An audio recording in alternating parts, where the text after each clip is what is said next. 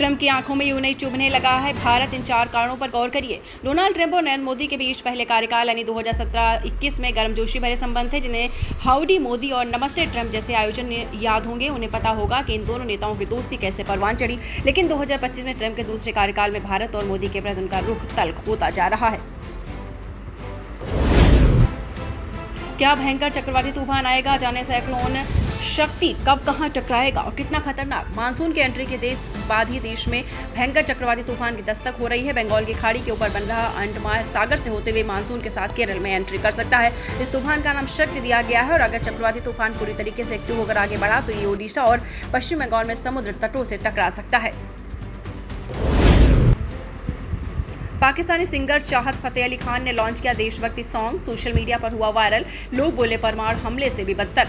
Social media influencer और पाकिस्तानी गायक चाहत फतेह अली खान ने हाल ही में भारत और पाकिस्तान के बीच हुए युद्ध विराम के बाद मेरे वतन मेरे चमन नाम का एक नया देशभक्ति गीत लॉन्च किया है। चाहत के नए गाने ने इंटरनेट पर तेजी से लोगों का ध्यान आकर्षित किया और सभी को हंसा हंसा कर लोटपोट कर दिया है। महिला ने आधी से ज्यादा खा ली आइसक्रीम, फिर कौन से निकली छिपकली।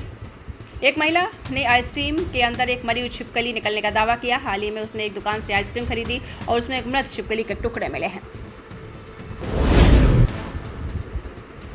कोई रोजगार की तलाश में निकला, कोई मुंबई से घर जाने को, लेकिन राह में मिली मौत। उत्तर प्रदेश के हरदोई जिले में संडीला बांगरमू मार्ग पर गुरुवार सुबह तेज रफ्तार ट्रक ने ओवरलोड ऑटो में टक्कर मार दी। हादसे में ऑटो सवार मां बेटा समेत 7 लोगों की मौत हो गई। ऑटो में 9 लोग सवार थे। 2 घायलों को अस्पताल में भर्ती कराया। पुलिस ने ट्रक चालक राजेश कुमार को गिरफ्तार कर लिया। गरीबों को मारते हो, पाकिस्तानी एक्टर्स का कैमरा तोड़ने की तुम्हारी हिम्मत थी। अभिजीत भट्टाचार्य ने राज ठाकरे को घेरा। भारत और पाकिस्तान के तनाव के बीच बॉलीवुड के तमाम सेलेब्स पाक के खिलाफ अपना गुस्सा जाहिर कर रहे हैं। वहीं अपनी बेबाक राय रखने के लिए जाने जाने वाले बॉलीवुड सिंगर अभिजीत भट्टाचार्य का भी पाकिस्तानियों पर गुस्सा फूटा है।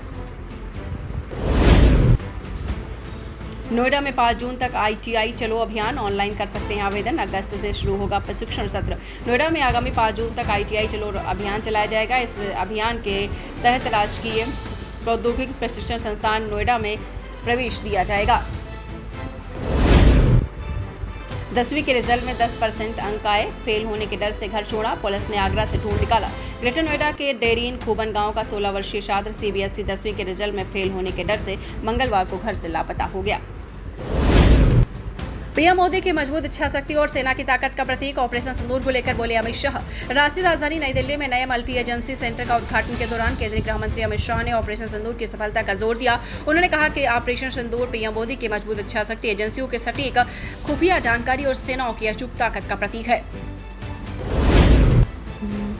आपको बता दें, मानव तस्करी और डायन कुप्रथा के खिलाफ नीति लागू। सरकार ने जारी की अधिसूचना। असम में मानव तस्करी और डायन कुप्रथा पर रोक लगाने के लिए बनाई गई नीति शुक्रवार से लागू हो गई। सरकार ने शुक्रवार को इसे लेकर अधिसूचना जारी कर दी। जल्द ही पुतिन से मिलूंगा, सीधे बातचीत करूंगा, राष्ट्रपति डोनाल्ड ट्रंप का बड़ा बयान। अमेरिकी राष्ट्रपति डोनाल्ड ट्रंप ने कहा कि वो जल्द ही रूस के राष्ट्रपति व्लादिमीर पुतिन से सीधी बातचीत करेंगे। उन्होंने जोर दिया कि जब तक वह और पुतिन आमने सामने नहीं मिलेंगे तब तक कोई हल नहीं निकलेगा।